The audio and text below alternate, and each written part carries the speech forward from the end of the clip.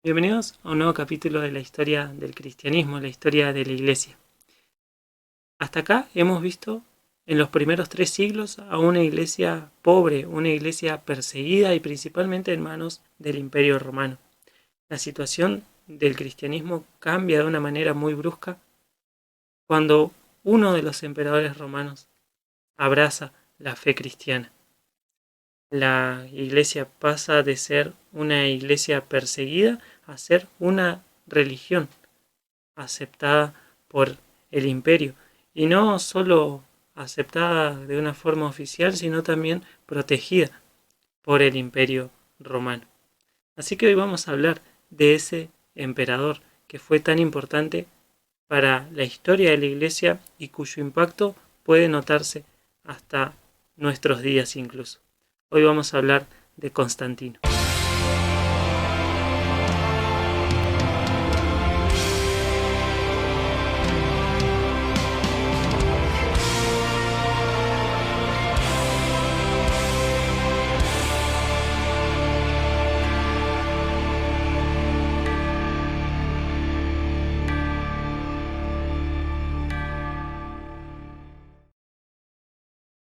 ¿Estás viendo bien?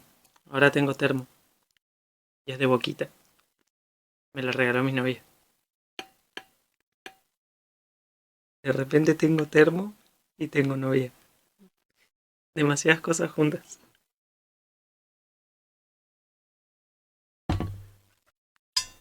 Por eso mi cara de felicidad.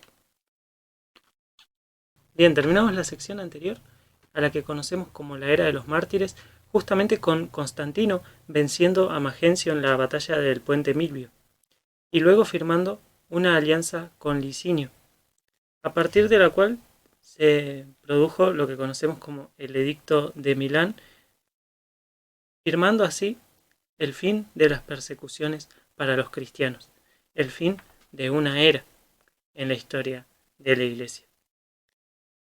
Constantino, habíamos dicho, había abrazado la fe cristiana antes de esa batalla. La realidad de la fe de Constantino ha sido motivo de discusión durante toda la historia. Lo que no tiene discusión es el impacto que Constantino tuvo para la historia de la Iglesia. Hoy vamos a analizar distintos aspectos de Constantino. El primero de ellos es el aspecto político, cómo Constantino llega al poder y cómo se afianza en él.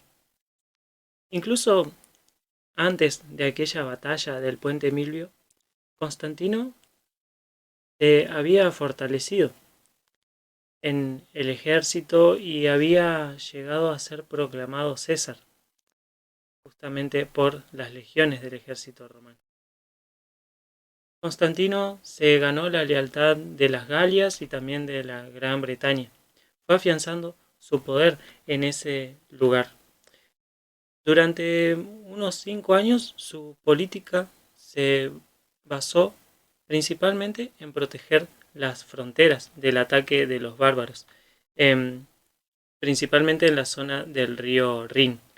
Y si bien Constantino no estuvo exento de lujos ni de esos vicios comunes en los emperadores, lo cierto es que se ganó el favor del pueblo, se ganó la simpatía del pueblo, aunque para ello incluso muchas veces también recurrió a espectáculos macabros como la muerte de bárbaros en el circo para entretenimiento del pueblo.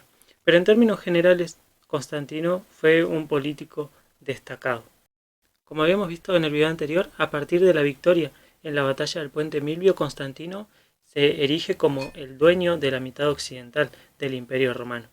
Por su parte, Licinio se apoderó de la mitad oriental al vencer a Maximino Daza. Y firman un tratado de paz, una alianza entre ambos emperadores. Sin embargo, ambos ambicionaban el poder absoluto. Si bien tenían una alianza política, los dos querían ser el máximo líder del Imperio Romano, el máximo gobernante. Ambicionaban el poder absoluto en el imperio. Es así que Al transcurrir el tiempo, Constantino descubre una conspiración para darle muerte a él que involucraba a un pariente cercano de Licinio. Esto desata la guerra entre ambos. Constantino se impone en esa guerra y se hace dueño de la mayor parte del imperio, conquistando la ciudad de Bizancio. Y para afirmar este dominio, Constantino va a establecer su capital en la ciudad de Sárdica, que es la actual ciudad de Sofía. Esto ya para el año 314. A partir de entonces se firma un tratado de paz, una tregua entre Constantino y Licinio, que duró hasta el 322. Pero en ese tiempo había cierta tensión entre ambos, una tensión que iba en aumento. Y gran parte de esa tensión estaba ligada al aspecto religioso. Tenemos que entender que en el Imperio Romano la política y la religión no eran asuntos separados, sino que estaban estrechamente ligados. Por lo cual, la política religiosa era una parte fundamental en el orden público. Licinio, habíamos visto, fue parte de aquel edicto de Milán que estableció el cese de las persecuciones hacia los cristianos. Y si bien el propio Licinio no era cristiano, sí respetaba la creencia. Sin embargo, había ciertas facciones, ciertos grupos de cristianos, o que al menos se denominaban cristianos, que produjeron ciertos alborotos en la parte del imperio que le correspondía a Licinio, por lo cual él se vio obligado a usar de la fuerza imperial en contra de ellos. Es así que los cristianos comienzan a ver en Licinio a un enemigo y en Constantino un aliado, un defensor. Y si bien Licinio, dijimos, no era cristiano, sí tenía respeto por el Dios de los cristianos, por lo cual él veía como una traición que su pueblo orara en favor de Constantino.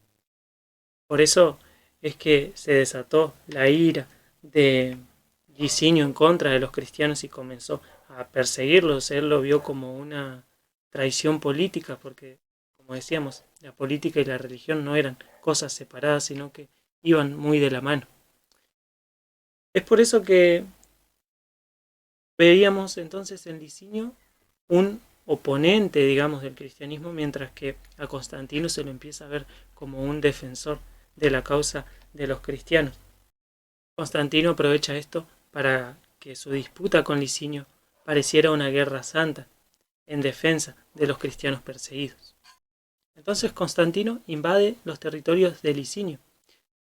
Licinio temía el supuesto poder mágico del Lavarum de Constantino. Habíamos dicho que Constantino había adoptado un símbolo para su ejército que era el monograma de Cristo.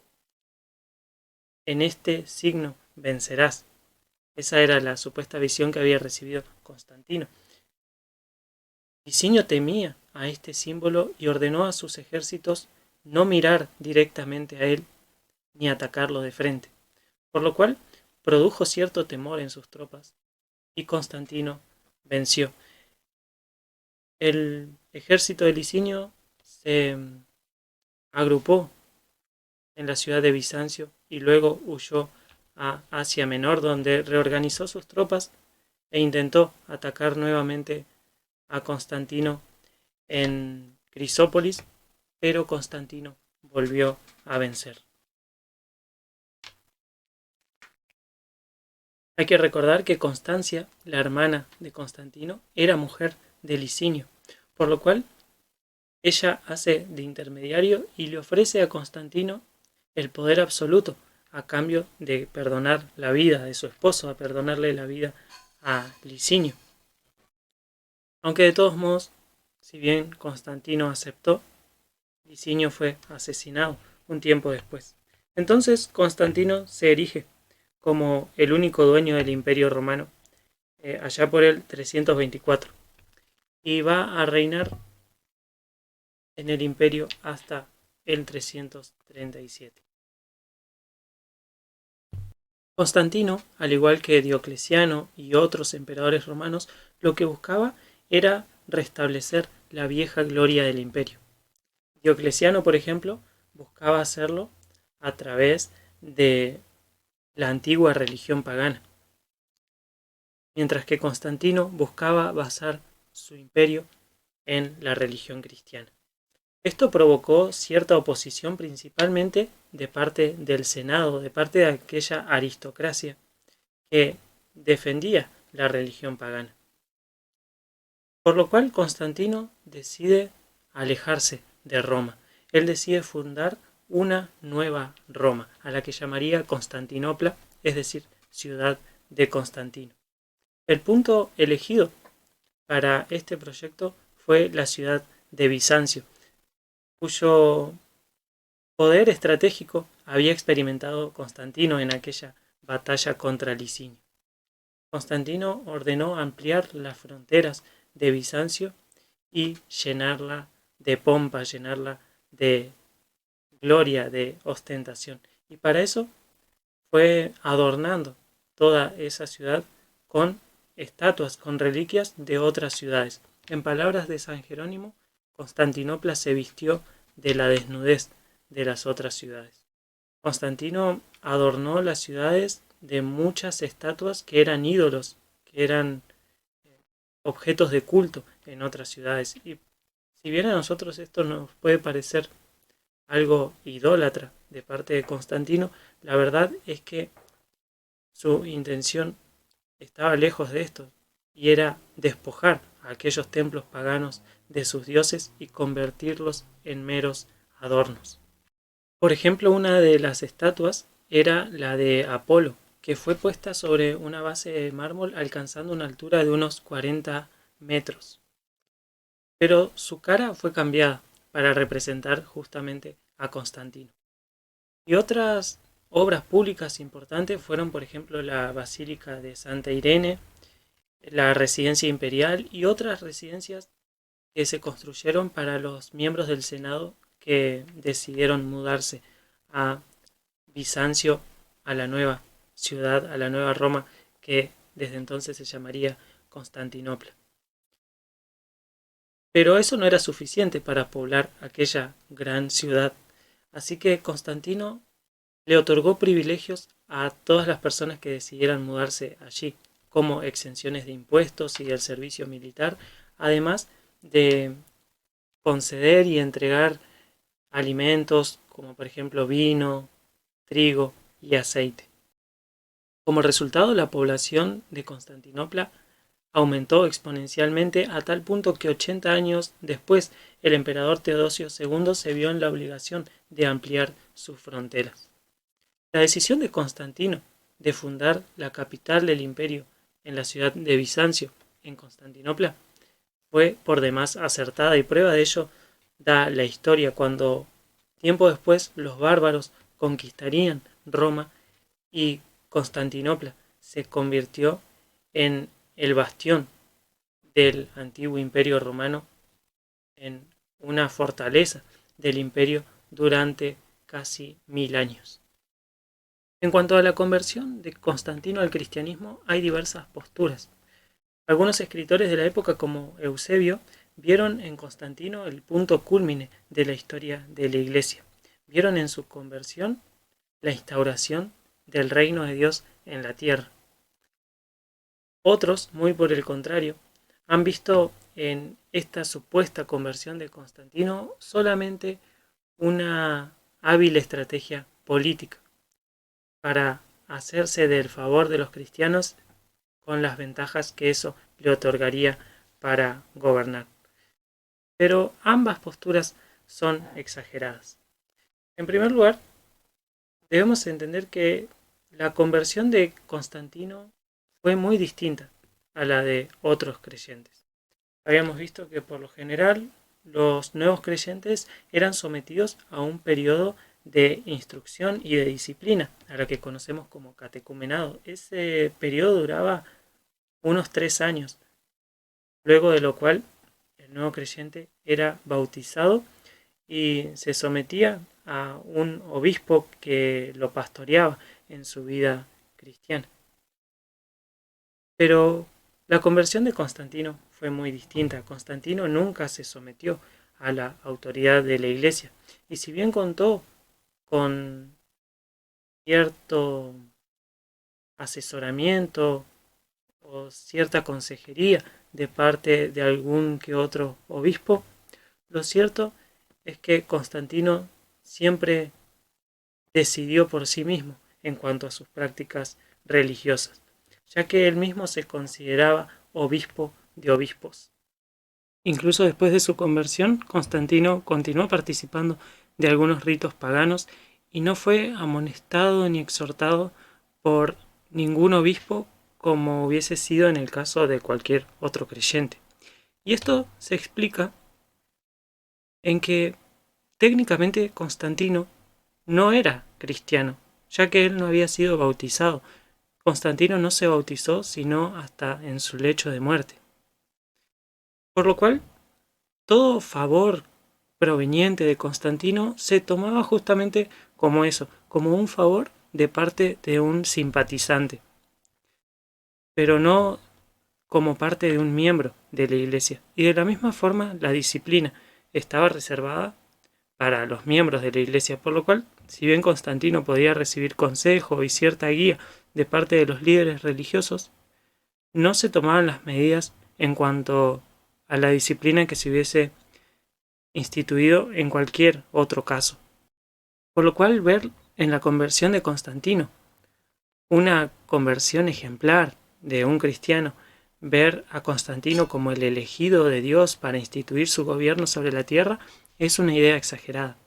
Pero también se equivocan aquellos que piensan que esta conversión fue una simple y muy hábil estrategia política.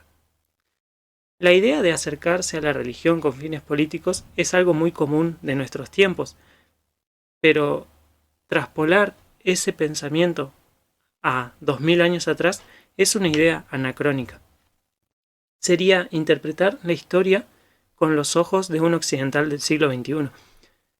En aquel entonces no era así.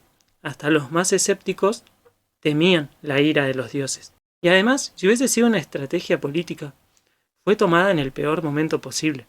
Cuando Constantino adopta el Labarum, ese símbolo de Cristo para su ejército, lo hace al proponerse invadir Roma, que era la capital de la aristocracia pagana, la capital de la religión pagana. Entonces, si Constantino buscaba la simpatía del pueblo romano a través del uso de un símbolo cristiano, no parece una buena estrategia. Incluso durante el gobierno, Constantino no le dio importancia a Oriente en principio, y en Oriente era donde estaba la mayor masa de cristianos. Por otra parte, ¿cuál se supone que era el beneficio político que Constantino podía obtener en convertirse en cristiano?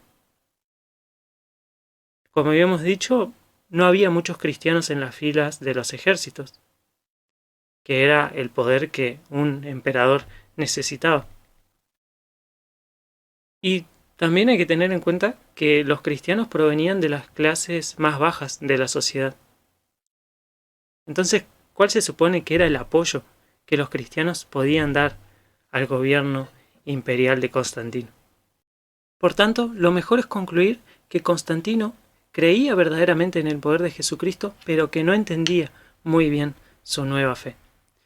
Constantino creía en el poder del Dios de los cristianos y pensaba que podía ganarse el favor de ese Dios favoreciendo al pueblo de ese Dios. Entonces, cuando vemos que Constantino se muestra benevolente hacia los cristianos, no debemos verlo como si Constantino intentara ganarse el favor de los cristianos, sino en todo caso el favor del Dios de los cristianos. Podemos ver entonces en Constantino una persona con una fe sincera, pero con una escasa comprensión del Evangelio.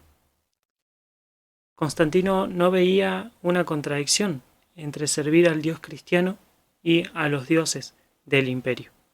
De hecho, el padre de Constantino había sido un fiel devoto del Sol Invicto, un culto que buscaba adorar al Dios Supremo. Y Constantino parece haber visto una compatibilidad entre el Sol Invicto y el Dios cristiano, y al mismo tiempo seguía viendo en las deidades paganas seres espirituales menores, pero que aún así tenían cierto poder, por lo cual Constantino podía consultar el oráculo de Apolos, podía seguir siendo llamado el sumo sacerdote del imperio y participar de todo tipo de rito pagano sin ver en eso una contradicción, sin sentir que estaba traicionando al Dios que le había dado la victoria. Por esto debemos entender que la intención de Constantino no era, en principio, eliminar la religión pagana ni suplantarla por el cristianismo, sino que tanto el cristianismo como la religión imperial convivían en la mente de Constantino y también en el imperio.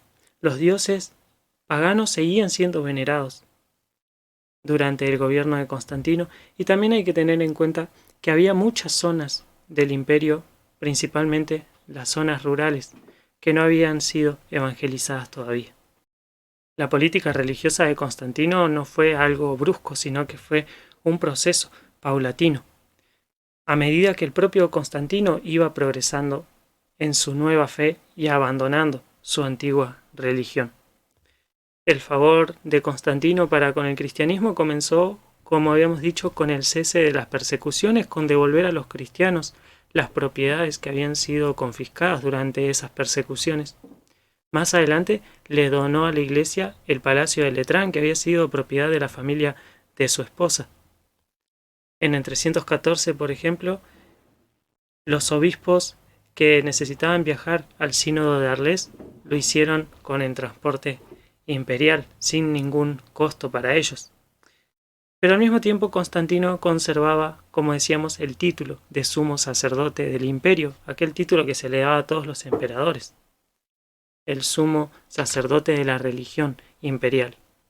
Y vemos que por lo menos hasta el 320 circulaban en el imperio monedas con símbolos paganos, pero también habían algunas con símbolos cristianos, las monedas que eran un elemento de propaganda imperial y que eran muy representativos de esta convivencia entre el paganismo y el cristianismo durante el reinado de Constantino. Fue a partir de la campaña contra Licinio que Constantino se erige como aquel defensor de los cristianos, donde toma una posición más fuerte en favor del cristianismo. Ya en el 324, Constantino promulga un edicto en el que obliga a los soldados a rendir culto al Dios de los cristianos el día domingo, que era el día en que los cristianos celebraban la resurrección de Cristo, pero era también el día en que se celebraba el culto al Sol Invicto. En el año siguiente, en el 325, se desarrolló el famoso concilio de Nicea, del que hablaremos más adelante, el cual fue costeado con el tesoro imperial. Y si bien Constantino reconstruyó algún que otro templo pagano, la norma general es que la religión pagana fue desposeída a medida que se iban construyendo grandes y lujosas iglesias a lo largo y a lo ancho del Imperio Romano. Constantino, al pasar el tiempo, fue restringiendo la religión pagana, como vemos en este edicto que consta en el Código Teodosiano, un código que compilaba edictos imperiales, y nos encontramos con este de Constantino en el 319 que dice: prohibimos que los aruspices, sacerdotes y demás personas que acostumbran practicar este rito, el examen de las entrañas de animales sacrificados, entren en las casas privadas o franqueen los umbrales de otros, incluso con el pretexto de amistad. Se ha previsto un castigo contra ellos si desprecian esta ley. Si alguno opina que eso le resulta útil, que se dirija a los altares privados de los templos y celebre los ritos a los que estaba acostumbrado. En efecto, no impedimos celebrar en pleno día los ritos consagrados por un largo uso. Vemos que la religión pagana va siendo restringida durante el gobierno de Constantino. Pero al mismo tiempo, Constantino seguía siendo el sumo sacerdote de la religión pagana y de hecho Después de su muerte, sus hijos no se negaron a que Constantino sea venerado como un dios, que era lo que se acostumbraba a hacer con los emperadores. Entonces Constantino, que tanto mal le había hecho al paganismo, termina por convertirse en otro de sus dioses. El impacto de la conversión de Constantino fue enorme y se puede rastrear incluso hasta nuestros días. ¿Qué hubiera sido del cristianismo sin Constantino? Nos podríamos preguntar. ¿Qué hubiera pasado si Constantino no hubiese aparecido en la historia de la Iglesia? Es imposible saberlo. Lo que sí sabemos es que el impacto que tuvo Constantino fue enorme. Y si bien veremos su impacto en todo lo que sigue de la historia de la Iglesia, ahora nos referiremos al impacto inmediato que tuvo para el cristianismo en el siglo IV. Lo más destacado, como decíamos, fue el cese de las persecuciones. Los cristianos habían vivido acostumbrados a las persecuciones, aunque las persecuciones, como decíamos, no habían sido continuas en el tiempo, pero sí los cristianos vivían con el continuo miedo de que en cualquier momento se desataba una nueva persecución.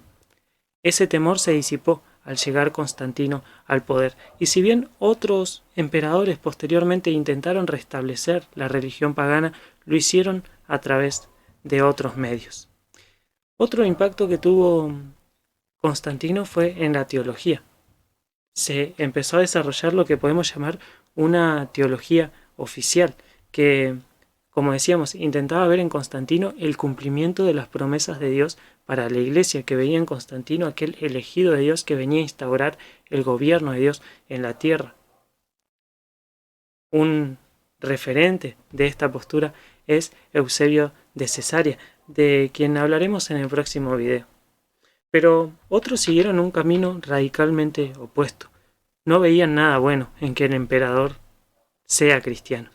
La facilidad que había ahora de hacerse llamar cristiano resultaba un peligro para la verdadera iglesia.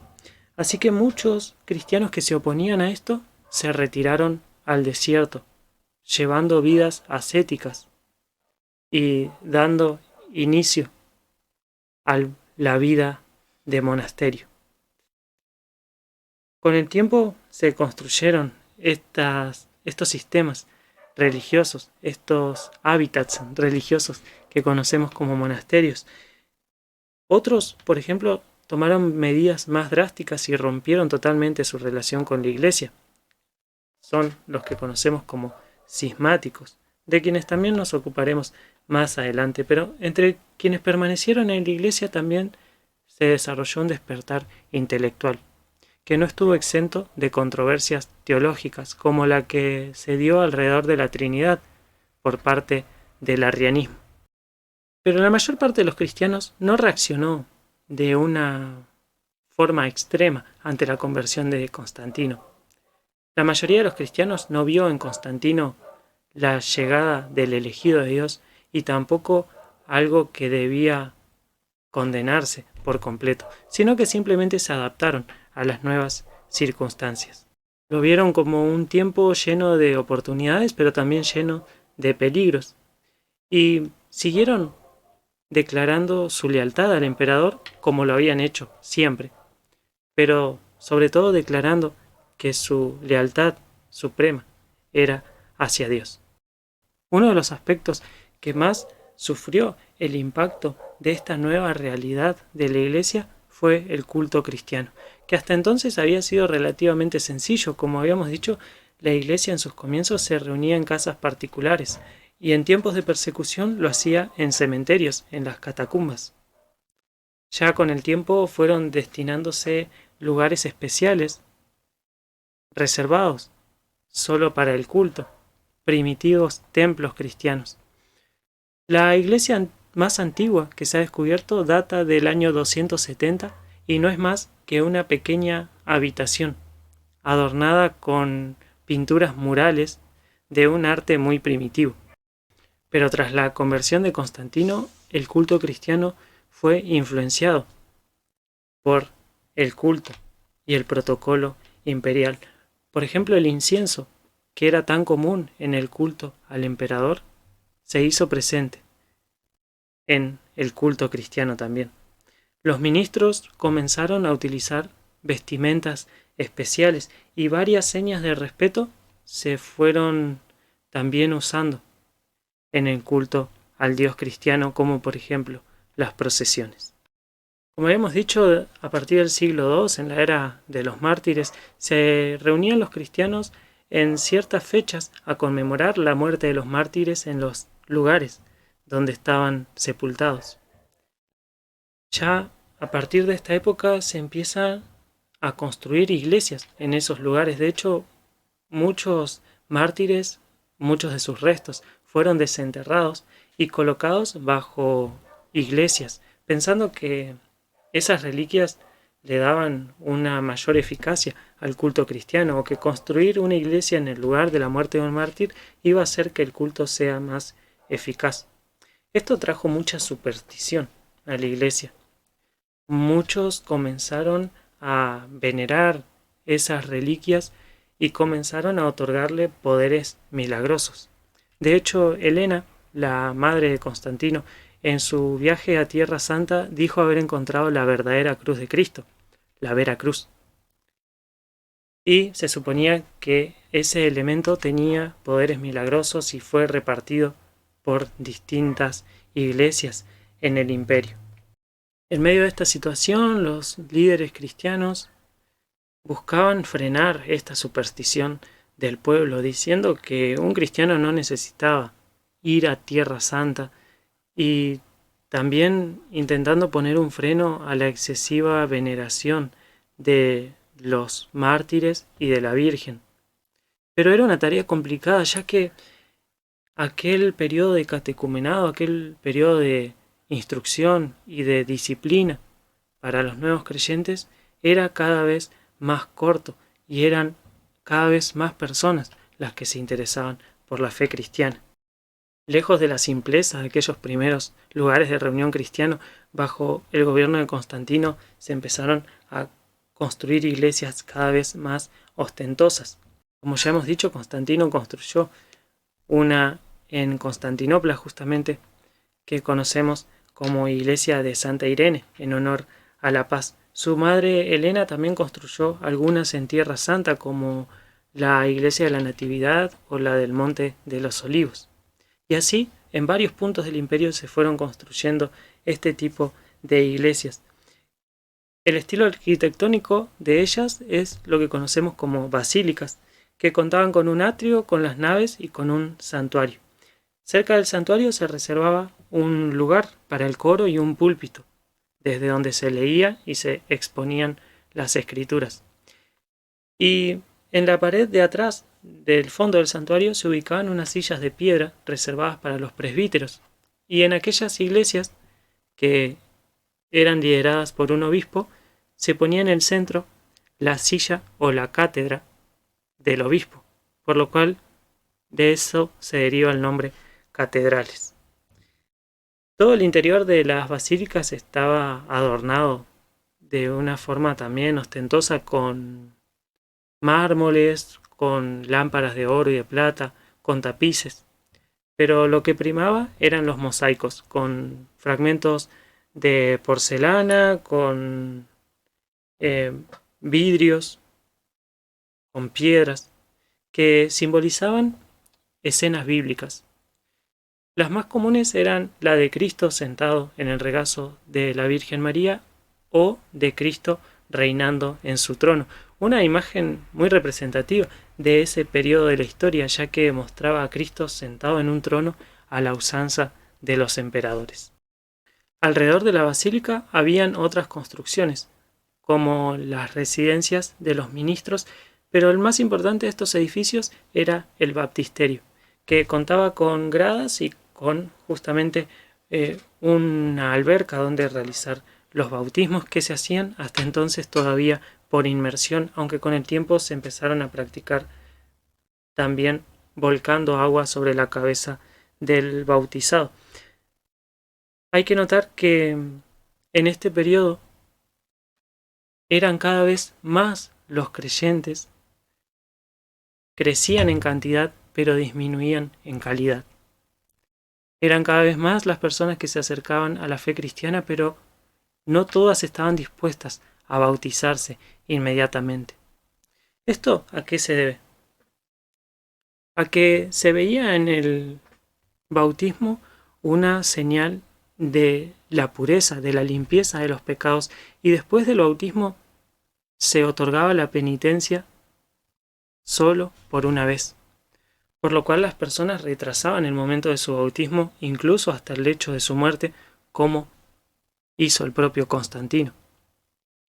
Decían, ya que solamente tengo una oportunidad de penitencia de un pecado grave después del bautismo, entonces me bautizo lo más cerca de mi muerte posible.